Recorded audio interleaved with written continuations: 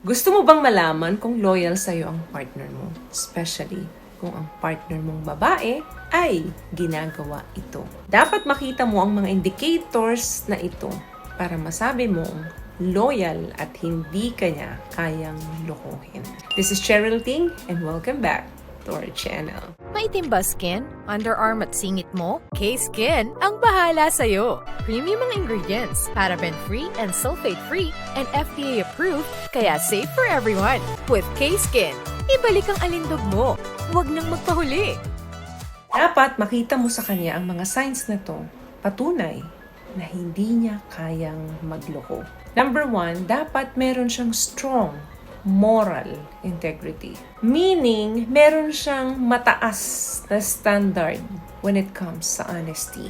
In all areas of life, hindi lang sa relationship niyo. Kahit na pagdating sa trabaho man or mapakaibigan niya, mataas or strong yung kanyang moral integrity. Masyado siyang tapat sa'yo. Lahat ng detalye, kinikwento niya sa'yo, sinasabi niya sa'yo with honesty. Hindi dahil sa gusto niyang i-update ka, but ganun talaga siya. Pakiramdam niya, responsibility niyang sabihin sa'yo kung ano yung nangyayari sa buhay niya. Mapamaliit na detalye kahit na hindi mo ito itinatanong. Minsan kasi, nagiging honest lang yung isang babae sa ibang aspeto. For example, pagdating sa relationship ninyo or pagdating sa trabaho niya, kinikwento niya sa'yo lahat. Pero ang isang babaeng merong strong moral integrity, she holds high standard for honesty. Kahit na hindi mo tinatanong, sinasabi niya sa'yo. Number 2, transparency. Hindi siya nag-aalinlangan na makita mo yung phone niya, yung mga social media platforms niya, or yung mga whereabouts niya. Hindi dahil sa nag-check ka, but because she has nothing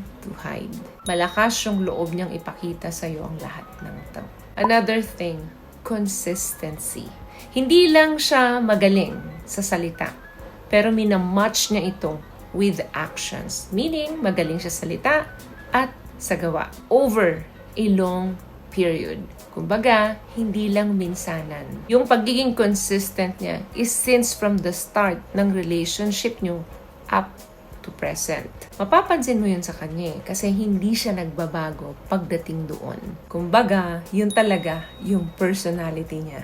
Another thing, ito very important na makita mo to sa babae.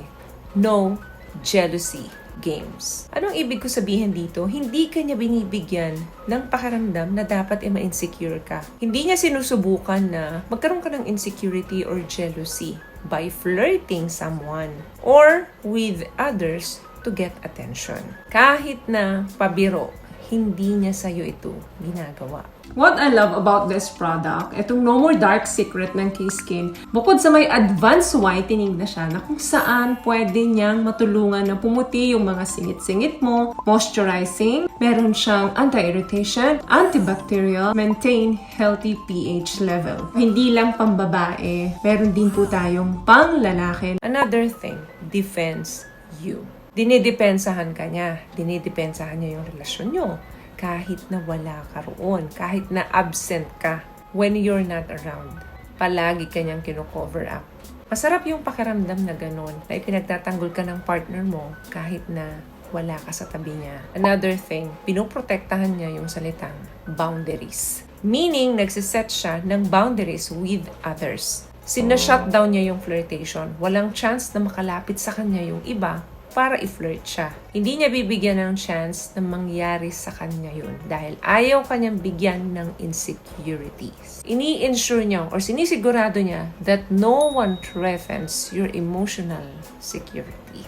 While wala naman talagang 100% na signs na guarantee na hindi ka lulukuhin ng partner mo at mananatiling loyal sa sa'yo. But these behaviors na napag-usapan natin dito ngayon ay malaking indicator na meron kang strong commitment dyan sa kapartner mo. Na meron kayong maganda at matatag na relasyon. Kapag ganyang babae ang kapiling mo ngayon. Mas less yung pag-aalala mo, mas secure yung feelings mo. So, may nakuha ka bang tips sa mga napag-usapan natin ngayon? At kung nagustuhan mo ang ating video, please give it a thumbs up, comment down below. Thank you for subscribing and thank you for sharing this video. Once again, palagi po kayong mag-iingat at palagi po kayong manalangin. See you in our next one. Always love yourself and be a blessing. Bye!